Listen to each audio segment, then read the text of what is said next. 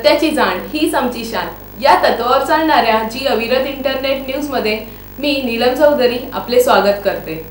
तर आता पाहू सविस्तर घडामोडी।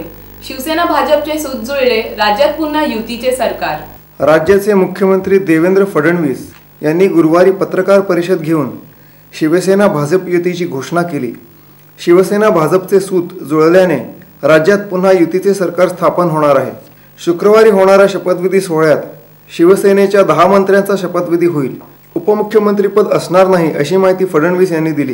केंद्रातल्या नरेंद्र मोदी सरकारची अफजल खानाशी तुलना करून भाजपवर सडकून टीका करणाऱ्या शिवसेनेने अखेर सत्तेसाठी पुन्हा भाजप बरोबर जुळवून घेतले आहे। उल्हासनगर वायुबाधा प्रकरणाचा तपास सीआयडी कडे वर्ग करावा, मनसेची मागणी।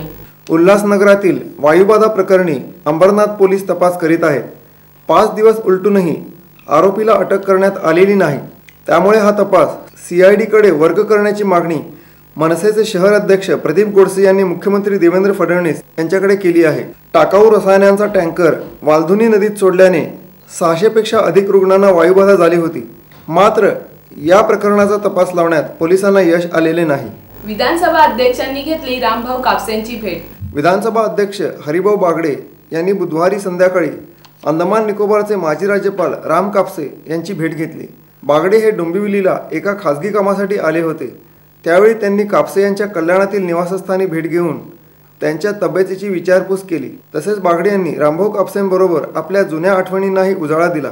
यावेळी माजी मंत्री जगन्नाथ पाटील, भाजप कल्याण शहर अध्यक्ष अर्जुन म्हात्रे, कल्याण जनता सहकारी बँकेचे अध्यक्ष मोहन आधारकर आदी उपस्थित होते। केडीएमसीची अभय योजना लागू, थकीत कर एकरकमी भरल्यास दंड होणार माफ। कल्याण डोंबिवली महापालिकेच्या वतीने थकबाकीदारांसाठी अभय योजना लागू करण्यात आली आहे। महापालिका आयुक्त रामनाथ सोनवणे यांनी ही योजना जाहीर केली आहे। मालमत्ता कराची थकबाकी एकरकमी भरणाऱ्या थकबाकीदारांचा दंड पूर्णपणे माफ केला जाणार आहे। त्यामुळे ही योजना थकबाकीदारांसाठी अभय ठरणार आहे। पालिकेकडून थकबाकीदारांना नोटिसा बजावल्या जातात। वेळप्रसंगी दंड व जप्तीची कारवाई केली जाते। 5 डिसेंबर ते 31 जानेवारी पर्यंत ही योजना राबवण्यात येणार आहे। केडीएमसीचे बजेट 1400 कोटी रुपये असून मालमत्ता कराचे 240 कोटी व पाणीपट्टीचे 60 कोटी रुपये असे एकूण 300 कोटी थकबाकी आहे। भंगार माफिया मालनसाठे अखेर पोलिसांच्या जाळ्यात। एनआरसी कंपनीतून भंगार चोरी व सशस्त्र दरोड्याच्या आरोपाखाली भंगार माफिया मालनसाठेसह 5 जणांना महात्मा फुले पोलिसांनी अटक केली आहे। एनआरसी कंपनी अनेक वर्षापासून बंद आहे। कंपनीतील भंगार चोरून नेल्याच्या अनेक घटना घडल्या आहेत।